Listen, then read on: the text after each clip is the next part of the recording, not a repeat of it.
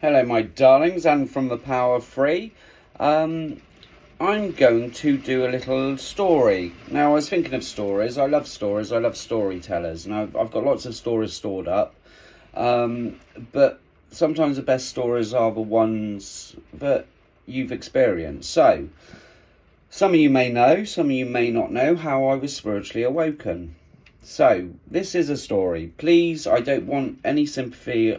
Most of us are awoken to the spiritual world through trauma. Okay, so you've been warned. If you already know the story, you don't need to see it again. I've done it loads in interviews, and I've done it a few times on my page or on lives. Anyway, so let's do this, Adam.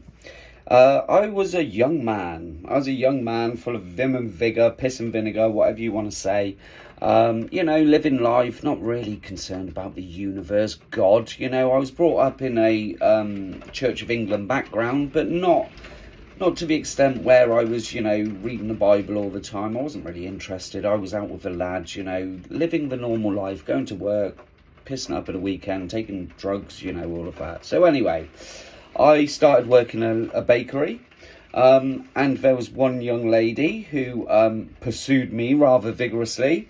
And you know what, I gave in because she was infectious. She was lovely. She was one of these souls which you just couldn't help not loving. Not loving being around. So we started a relationship. It was lovely. She was just chilled. We didn't argue. She was a really good girl. Now, she had a rare condition where she had to wear a little machine on her side and she couldn't produce white blood cells. Never an issue to her. You wouldn't even know. So the relationship went on. All was good, and all of a sudden she got pregnant. I was overjoyed. I've from a big family. I always wanted children. So we went to the doctor. The doctor said, listen, there's two things that are going to happen. Now, either your immunity is going to get real strong, or unfortunately, your immunity could be lowered. We're going to keep an eye on it. And again, me being the eternal optimist, don't worry about it. We're going to have a beautiful, it's going to be fine. So about 6 months later, she started getting poorly. We were in that hospital. Fine, okay. And we thought we were over the worst of it. Obviously, I wasn't working in the bakery anymore. And then I come back one night and she was so poorly. I said, darling, do you want me to get you anything? I can go to the chemist. I don't mind. She said, look, I just feel really poorly. Can you sleep on the sofa tonight? And I went, yeah, no problem, darling. Fell asleep on the sofa. And the next morning I woke up, cup of tea, went in there, and I felt something was wrong at the time. And I touched her, I turned her over, and she was stiff. Basically, I checked her mouth, it was hard, she'd passed away. And from there, it's all a bit of a blur. I remember tearing the house apart, screaming, ringing the police, having to ring her mother, tell her that she'd passed away, and obviously they checked for the baby. The baby had passed away as well.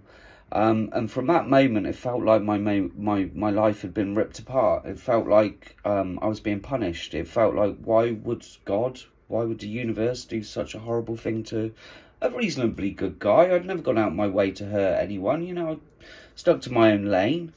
And then proceeded 2 years of just, all I can explain is absolute darkness. Nightmares every night of turning her over, the same recurring nightmare. And like many men, I turned to alcohol. My friends, my family, I pushed them all away. Mainly, there's a few things that do stand out. My friends thought it would be a great idea just after I'd lost my girlfriend and my baby to take me to a strip club and get me a lap dance, because that'll cheer you up, when you're grieving for your soulmate. And lads, it's not the greatest idea. So one of my most low points in my life is them paying for a lap dance and me crying all the time to a stripper. I didn't get the lap dance, by the way. Some strange things started happening, and whether it was a mental breakdown, which I quite consider it was, because my family said I was starting to come out with some weird shit. I was getting all these downloads. My brain, I was broken. But I also believe I was having a spiritual awakening at the same time, because trauma pushed me into it. I started questioning the universe. God, why would this happen to me? And as many of us, when we first spiritually awaken, we blah, blah, blah, we tell people, oh my God, do you know about this? Do you know about that? And I was getting all this information. And in the end, I was taken by a family member to a doctor, sat in front of him, and I bullshitted it. I said, I went down the old, it's all theories. It's a theory, and I've got these theories and that theories. And the doctor went, oh, that's very interesting. When my family member took me out, they went, you're an arsehole, Adam. You blagged that one. I went, yeah, I know. Because the reason was I had the Messiah complex. The only reason God, the universe, could do this to me was because I was the chosen one. I was the next Messiah. That's the only way I could comprehend it. That's the only way I could make sense of it. So, I told her I was fucking the second coming. So anyway, that didn't make me happy. I was having lots of weird experiences. Another weird experience was I went into a pub, played pool with someone. I was convinced he was a demon, to the point where I actually stood on his toes and he had no toes. And again, I could be mental. I could be sat in a hospital strapped up, and you're all figments of my imagination. I always say that there's a fine line between reality and being off your fucking rocker. So again, judge me as you want. I'm happy in my spiritual world. So as I said, 2 years of darkness. Now I had a great idea. I've got family, and I just didn't want to live anymore. I just wanted to be off this fucking planet, because I was just hurting. I was suffering every day. I was crying. I didn't take care of myself. As I said, I turned to alcohol. So my great plan was to go into pubs, get absolutely pissed, and then pick fights with the roughest cunt I could find. Now, this was great because most people wouldn't want to fight me, because I had madness in my eyes. You can see a man when he's lost it all, But occasionally I'd get in a fight, it'd be a scuffle. Until eventually one day I went into a particularly rough pub in our area, and I managed to pick a fight with 3 fucking absolute massive beasts. Now, they kicked the living shit out of me. They stabbed me. They left me on the road for dead, broken ribs, kicked my teeth out, curbed me, whatever you call it. To the point where the people that found me in the middle of the road phoned the ambulance, and they thought I was pretty much dead. So I got taken to the hospital. I woke up the next day. A lot of blackouts in this period as well. Someone taken over, it felt like. I woke up in that hospital, and when I got up, my jeans were cut up the middle, my favourite jeans at the time. And I looked in the mirror, and I didn't recognise the man looking back at me. And I went, this has got to stop, Adam. This has really got to stop.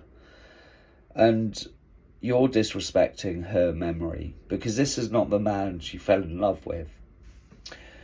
So from that day, I decided, okay, you've grieved for long enough, and I started to get my life back on track. I met a lovely woman a little while after, 2 years later. She gave me 2 beautiful children. I suppose the message is, I went back to normal life. I put it down as it was a mental breakdown. But it was always in the back of my mind, were those things real? I saw them, I felt them, I touched things, many things, that I can't to this day explain.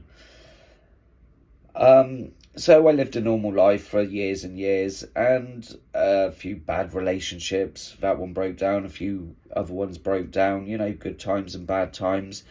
And then I was on my own again, homeless, as I was previously. And all of a sudden I started meditating. I started getting back in touch with my spiritual side. It was never gone. Even as a child, I felt a little bit different. But where I am now is I love helping people. I love fun. I love seeing the humour in life. I love life. And I just think that sometimes a personal story is the best one. So there's my story. Take what you need from it. I'm in a fucking fantastic place, and I love doing what I do. So there's my story, love and light, and all that jazz. Bye, darlings. Bye.